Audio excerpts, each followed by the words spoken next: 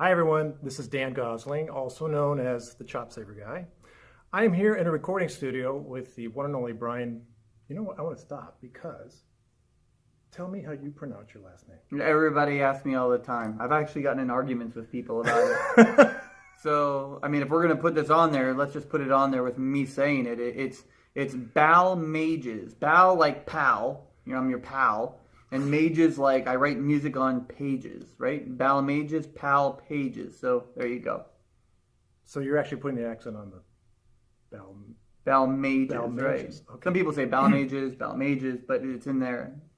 Balmages is completely wrong, but that's already whatever. Okay. I've also gotten Balmage, but I'm not a cheese, so there you go. All right, well, I'm glad we got that out of the way. Yeah. Let's see if I can do it right. The one and only Brian Balmages. That helps, pal, pages. It does. Balmages. Composer extraordinaire. We're actually in the middle of I just finished up a recording session I was fortunate enough to be part of. About once a year, Brian will come here with his company, FJS Music, FJH, yep. Music, and they will record demo recordings of their latest publications for school band, and it's something that we're fortunate enough to do here in Indianapolis every couple times a year. So Brian brings both his new compositions and also conducts compositions by your colleagues at FJH. And they're really terrific stuff. We all enjoy doing it. Sometimes recording sessions can be a real chore, but they never are with Brian, both with him on the podium conducting, but also just the music itself is always so, especially when you're composing for young bands. And we as professionals have to kind of remember what it's like to play in young band situation. Sure. And the stuff that you write is so creative, and I want to talk a little bit more about that. But I did get a few questions from Instagram, from our followers on Instagram. And one of the gals said she didn't really have a question, then she thought of one.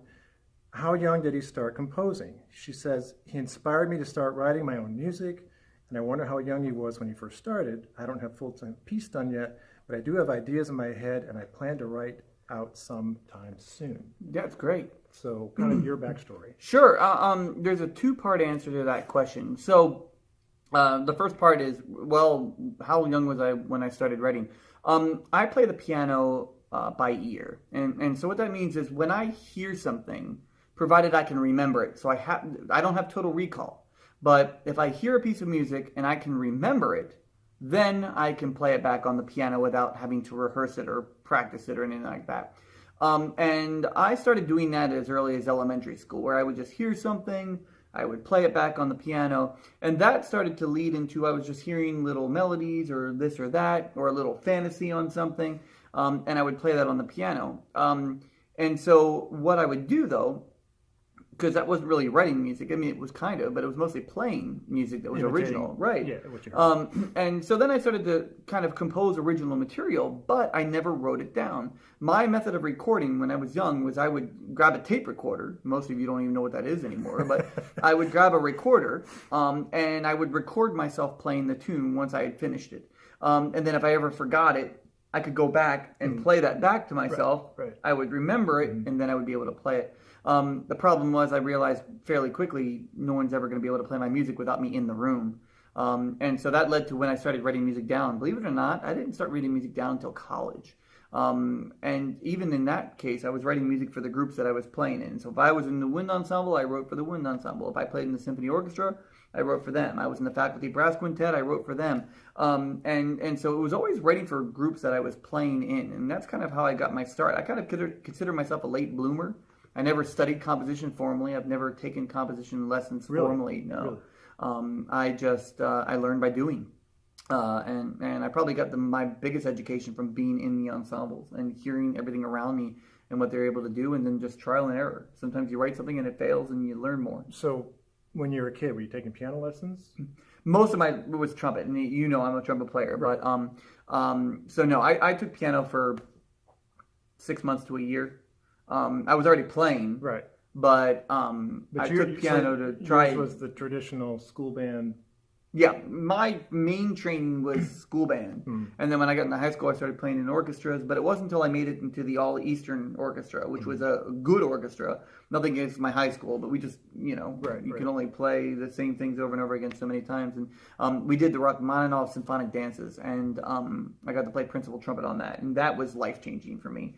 Just to play wow, it's a real orchestral sound, and I learned how much I wanted to play in an orchestra, and I also learned how much I didn't understand about playing in an orchestra. And so that began my path of orchestral playing, which I did for a while until this whole thing picked up full time, and then I started doing this. So you're in college playing in ensembles as a trumpet major? No.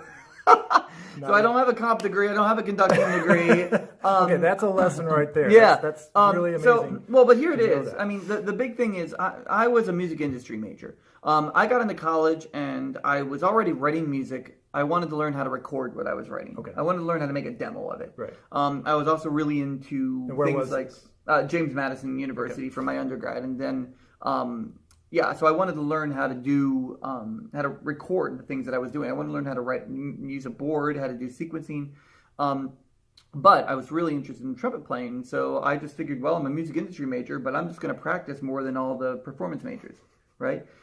Because when you're taking an audition, they never ask you, what's your degree program? Right. You just take the audition, and so I would take the audition. And I probably learned more from playing than I did from anything at all. So I'm really glad that I did that. And then I went down to the University of Miami and I did my master's degree in media writing and production, where again, I wanted to learn how to write for different kinds of media, jazz. I wanted to learn how to write for rock. I wanted to learn how to write, I wrote heavy metal music even, a whole wide variety of different things. But even there, I was playing very actively. And while down there, I won a job in the Miami Symphony. So I stayed and played in that for a while. Until, again, the composing conducting thing really took off, and I kind of made a decision that I wanted to really focus on that, because I was a good trumpet player, but I was not that high on the ladder, given where some of these players are. Right. So when you say the composing took off, how does that happen? How do you go from just sort of doing stuff? It kind of started. So all I was writing was for college or above players. But then what happened was all of those people were music ed majors, and they all went off to start teaching. And they started calling me saying, hey, I love what we played of yours in college. Could you want to try to write something for my middle school kids? Or do you want to try to write something for my elementary school kids? So, okay, I'll try. So that brings up, and I don't want to, because you're on a great role here, but the concept of networking, or how your network, whether it's your high school buddies or your college buddies, they're the ones that are going to kind of feed your career initially.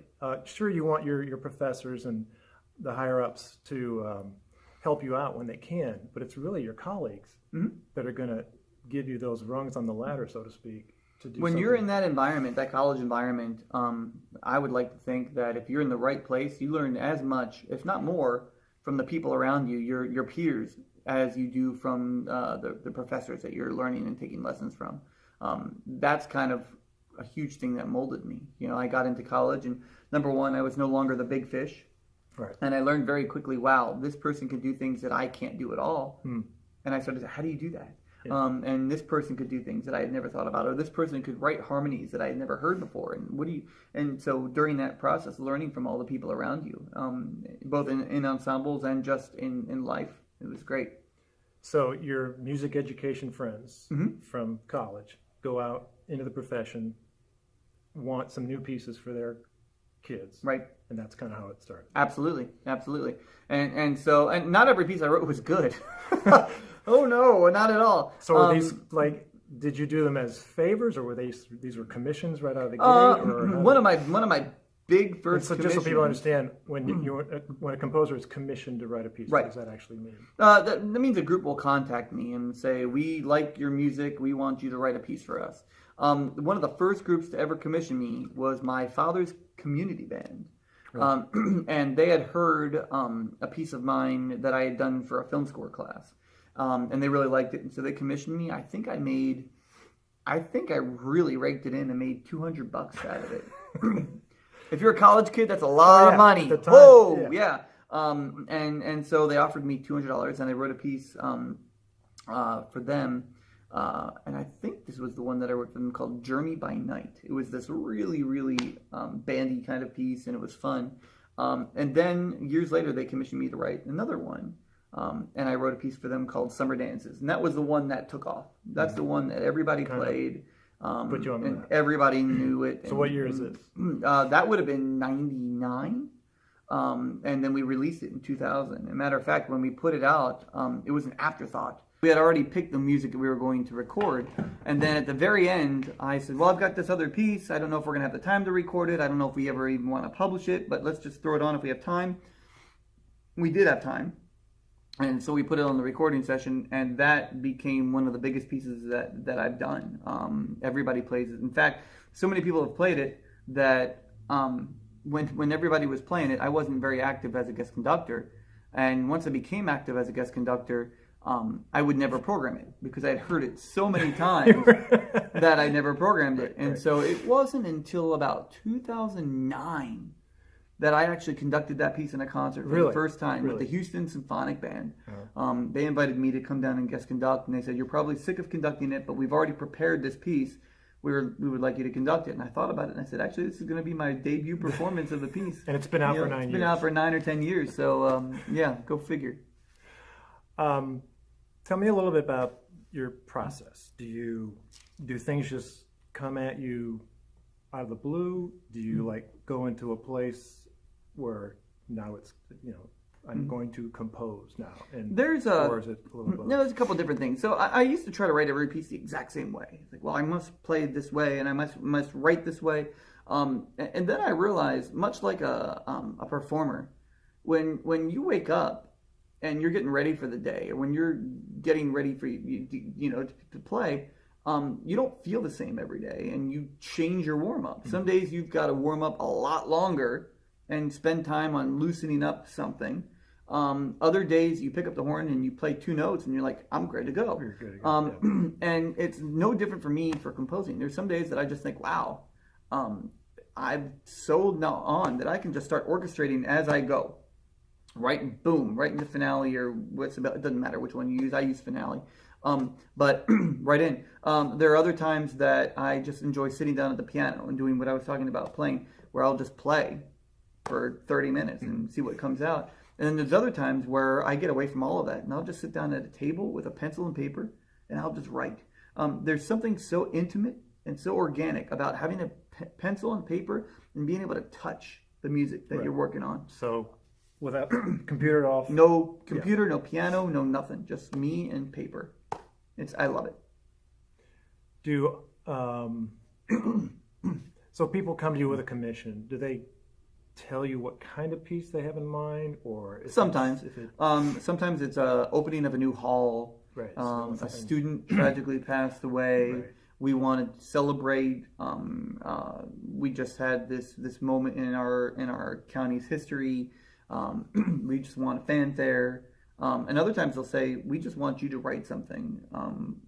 Has to be this long, and this is our instrumentation. This is how hard what we can do. This is the other pieces that we've done.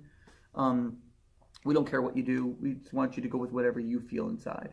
And sometimes they'll say, let us know if you want suggestions, or they may make some suggestions. The tricky ones are when they say, we were hoping for an oboe solo about a quarter of the way through, and then the bassoon can come in. Oh, there occasionally when they'll say that, but I said, well, I can do so much, but I can't, you fit that perfect mold. Right.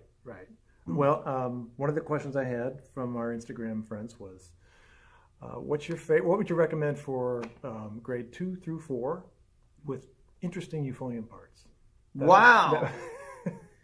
2 through 4 with interesting euphonium. I have a euphonium concerto. Let's start there. Okay. It's called Crossroads, but that's more like a 5 or 6. Right. Something with interesting euphonium parts. I'd like to think that most of the pieces that I write have interesting parts in general. And I would agree with that, yeah. There are a few things that I've done. Rippling Watercolors, a lyrical piece, where there's some interesting things with euphonium. It's really a tricky thing, because I don't think particularly about a specific, which part is. I think about the color of the ensemble, and where the entire ensemble is going. So I think you could look at most of them and find something. Within the Castle Walls would be one, I think, that's got some interesting euphonium parts. We recorded some today with some interesting euphonium parts. So,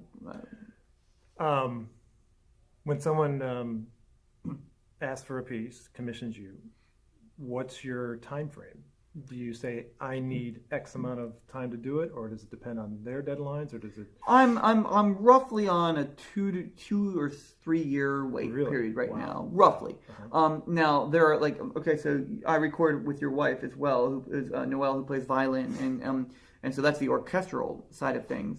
And so sometimes I may be booked for 1.5 years with orchestral music, but I always like to write both every year, and so there may be an opening for band. And I might be booked out further with orchestra. Or sometimes, in this case, I'm booked out for band right now for about 2.5 years, but an orchestra contacted me about doing something for next year, and I happen to have a slot available because I like to do both. I can't exist without one or the other. Right. And so that's where that comes from. So in general, 2 years, sometimes 7 or 8 months, depending on what the piece is. If it's a grade 1, I always like to write one because it's something that I feel like I can give back. So I'm happy to do that. Other pieces might be 2.5+ years. So they know that. You say, I'll tell them. If you ask me now, it's going to be 2 years before. Yeah, I mean, and sometimes people say we're looking for a piece for the fall, and I'll just say I don't have it. And so sometimes they can push it back a few years, or I'll help them find a composer that will meet their needs. So how does your relationship with FJH work with the stuff that you're doing on your own, or things that you want to write just because you want to write? Yeah, so a lot of people always ask me, do you own FJH? No, I don't own FJH. So I am the director of instrumental publications. Everything that FJH publishes for band and orchestra, I oversee all of that, and I choose that music. So if you've heard a piece in the last 8 or 9, 10 years come out of FJH, I selected that for publication. Even if you didn't write it? Even if I didn't write it, I selected it, and I asked them if I didn't feel like there was something that was working, I asked them to make a change. Or if I felt like, man, I love this piece, but this one section is like 3 grade levels harder. Can we make a change there? Or I might say, hey, I love this piece, but this middle section just doesn't relate to me. I'm having trouble understanding how it makes sense with the rest of the piece. Can you make a change? And so they will. So that's my relationship there. I first met FJH stands for Frank J. Hackinson. He's the president of the company. And I first met Frank back in '98.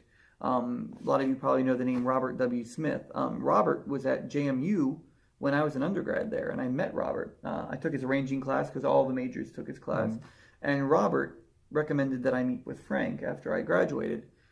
Frank was in Fort Lauderdale. I was going to school in Miami. We were 30 minutes apart. Connections, network. Yeah. Exactly, yeah. And so I like to think that I met Frank, and Frank signed me right then as a graduate student. Wow.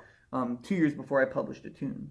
And so huge opportunity, right? Based on what he had just seen as you do as a student? Or? Based on what Robert had said and based on the music that he had heard me write. The thing is, though, so it's a huge opportunity, but I would like to think that, yes, it was a huge opportunity, but at the same time, I prepared myself for that opportunity, right? We always talk about, well, that would have been a great opportunity, but I wasn't ready. And so I had seized that time. And in undergraduate, you're required to graduate with like 120 credits. I graduated with 204. I just went all in. It took me 5 years, but I was averaging about 24 credits a semester. Whoa. Wow. And stuff. And that's just... That's a lot. I wanted to learn. I wanted to learn. So you were not as a double major, or... No, I was not a double major, but I graduated 3 credits short of a doctorate with an undergrad degree. But what were the additional classes that I took, right? I wasn't required to take 2 extra semesters of conducting. What do I do for a career? I conduct. I wasn't required to take counterpoint. What did I do? I took it. And what do I do now? I do that all the time. There were so many things that I took that I wasn't required to take, but I wasn't trying to, it's like, okay, how quickly can I just get in and get out and just get done with it to get the paper? Undergrad's not a time to get a paper. Undergraduate is time to be a sponge and learn everything you can, because once you get out there, you are a function of what you've learned, and you will tackle the world based on who you are and what you have to offer. And so I want to be able to offer a lot. So that's what I did. And I live to talk about it. Yeah, you live to tell the tale. I mean, that you said so much there that those of you that are looking at colleges or in college now, taking full advantage of that environment, the way, I don't know if I've ever heard anybody say they took 24 credit hours semester after semester after semester. That's a little insane. Insane. I mean, a lot of it was ensembles, obviously. Sure, but right. even still, you know, so yeah. And so you do that and then you're playing 6-7 hours a day. But Yeah. I loved it. Yeah, well, that's terrific. So how many pieces do you think you've written? I have no idea. You really don't have any idea? I know it's over 100. Oh, it's got to be. Yeah. I've never been concerned about it. I know some people are very adamant about knowing exactly how many pieces they've written. For me, I think the moment I realize that it's so important to me to know how many pieces I've written, that's a bad moment for me. Because then I'm suddenly worried about, I've written X amount of pieces. Okay. And I don't care about that. What I do care about is anything that I've written, I really want to be proud of. I want to be able to say, that's mine. And that's who I am. Not just that's my piece, but that's who I am. That's why I don't write. There's no pen name. A lot of composers use pen names. I do not. I have no pen name. I am who I am. If I feel like I have to put a pen name on a piece, then I don't want to write it. So clearly you've evolved and improved as you've done this all these years. But it sounds like there's nothing in your past that you're like embarrassed about, or gee, I wish I was so green, I didn't know what I was doing. Well, I mean, no, there are pieces that I look at that I wrote 10 years ago that I come back and I look at and I just think like, why in the world did I do that? Why did I write that? Or there's plenty of them, but I still learn from them. And I'm not embarrassed about looking 10 years ago saying, oh my gosh, I can't believe I wrote that. I'm proud because that shows me, wow, look how far I've come from 10 years ago to now. And I'm so excited to see, hopefully, where I am 10 years from now, looking back on the stuff that I'm doing right now, saying, gosh, why did you do that? Instead of going in this direction. And so, as an artist, I'm trying to constantly reinvent myself. I'm constantly trying to figure out what I can do to be better. What can I do to improve? What have I not done? Not what did I write that sold 1 million copies and do it again, but great, I did that. I'm happy about that. But now, what have I not done? What could what can challenge me? And what would that be for you? Film scores, more big orchestra stuff. Well, I mean, there's a lot of things that I've always been interested in. Eventually, I'm going to tackle my first symphony. Whether it's for orchestra or band, I don't even know yet. That's something that is on the horizon. I just have to find the right time, the right time, and the right group, and the right place. And then the other thing that I really want to do is I'm just starting a musical. Oh, cool. I want to write a full-out musical. So you've got a storyline in mind? I do. I got the working whole, with somebody, or this is just right now. I'm not working with somebody, but I've got. I'm connected with a person. I'll just say a person who has done a lot of work on Broadway. Okay. And we were connected, and so I'm just kind of reaching out for some thoughts and stuff. But we're aware of each other. And so it's something I've always wanted to do. I grew up going to musicals. It's part of who I am. I love to sit down and just play the piano and have fun. But you're essentially self-taught as a pianist. Completely, yeah. Did you take piano as an undergrad? I mean, class piano, or did you have a piano I teacher? took a semester because we had to. Right. Proficiency, right? Right. But that's it. No. Okay, that's crazy in itself. But there was another question. I'm just going to try. No, it's not set up, is it? What, the piano? Yeah. No, it's behind a baffle. We can't get to it. Okay. Are you going to prove it? No, I was going to prove it, but we'll see. Question was, what were you thinking when you composed his work Fusion? It was absolutely crazy to play it, and I loved every minute of it. So not only that piece, but other pieces. What are you? Because you have very interesting titles. The titles are fun and evocative. Did the titles come last? No, Fusion came first. I knew exactly what I wanted to write. Fusion was all about the way I grew up. So I grew up listening to classic rock. I grew up listening to U2, to Billy Joel, to just a lot of these great. And your parents were musical? Or? Yeah, my parents were both Peabody Conservatory graduates. Okay. My father was a trumpet player. My mother was an opera singer. And so neither wrote music really, but they were performers. Right. And music teachers. My father was my elementary band director, and he was my wife's elementary band director 3 years later. Wow. How awkward, right? So anyway, when what was even the question? Fusion. Oh yeah, that's right. I wrote a piece called Fusion. And so I grew up listening to all these artists, and then I got to a point where I started to say, you know what, I love this idea of jazz, and I love rock, and why can't I add that into my concert music without it being a hokey jazz piece or a rock piece? Right. I want it to be something that you could play at a festival or at serious contest music. Or concert music, but at the same time has a huge jazz and rock influence. And so that's where that piece came from. That's one of the first pieces that I wrote that I truly integrated all those things, particularly in the last movement, which is the movement called fusion. Right. So you have electric instruments in there? Do you Nope. have... No electric in there. No, I've written for electric. Well, your wife recorded one of my electric pieces for electric string quintet and orchestra. But no electronics in there.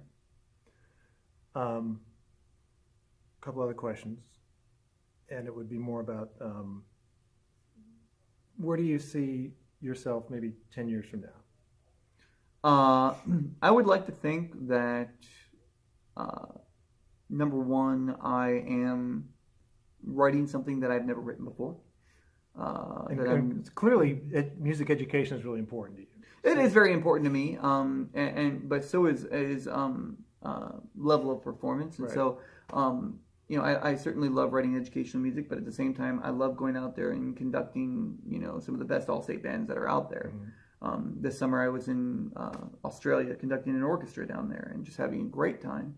And so I love pushing myself in front of incredible musicians and seeing how much I can draw out of them.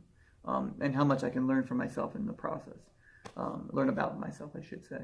And so, 10 years from now, I want to be able to say all those things, but probably most important, right now I've got a 9-year-old and 11-year-old boy, and I can say this now about the last 10 years, but 10 years from now, I think probably the most important thing is I want to be able to say that I have no regrets about being their dad. Right. I don't want to have traveled so much that I missed out on things. Mm-hmm. I don't want to have been gone so much that I have to re-meet my wife.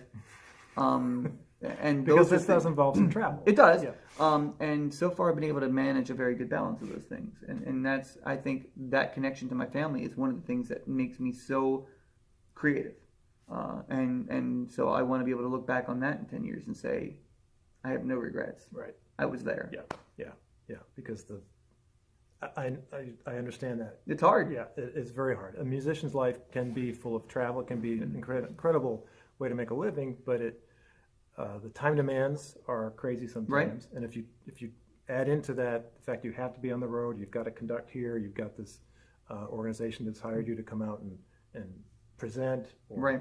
Are you teaching anywhere right now? I'm teaching adjunct. Yeah, so I teach at Towson University, which is in Baltimore. Nice sized university, 10 minutes door to door. Gotta love that. Yeah.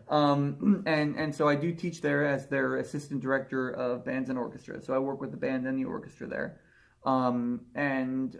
They're great. Conducting, correct. And so I enjoy my time there. I mean, I've got a great relationship with the director of bands, Chris Ciccone. And he's doing some great things there. We think very much alike. We conduct very similar. And so it's been really, really great to be a part of that. But at the same time, they give me the freedom of being able to be who I need to be as well. Right.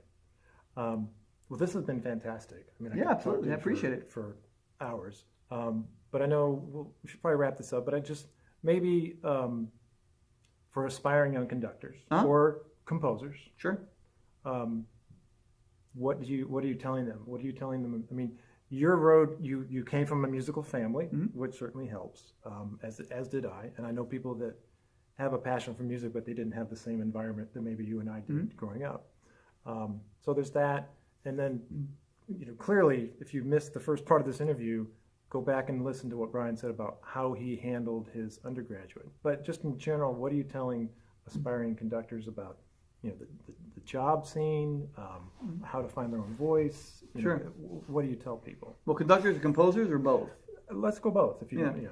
On the composition side, I tell people, number one, if you're only going to do as much as you believe you can do, right?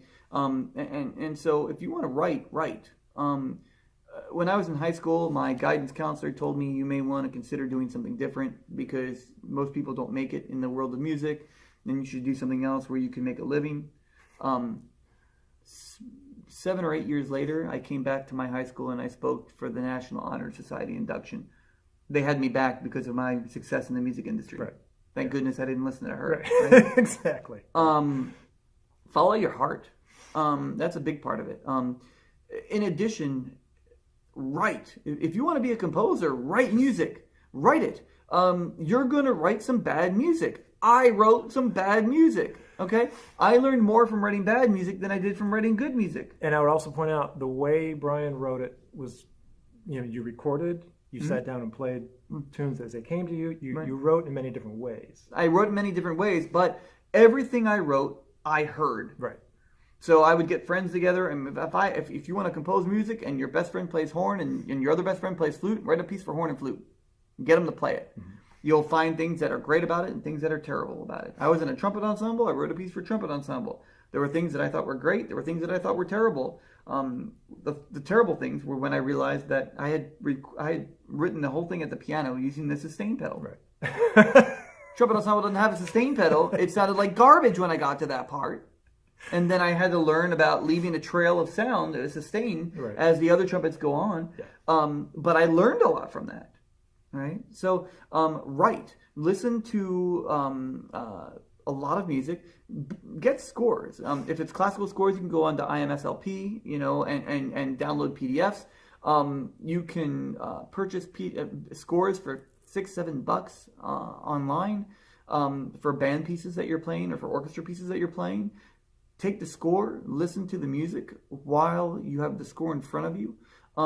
It's important that you go out and purchase a score. Don't just try to get a PDF of it and just get it for free.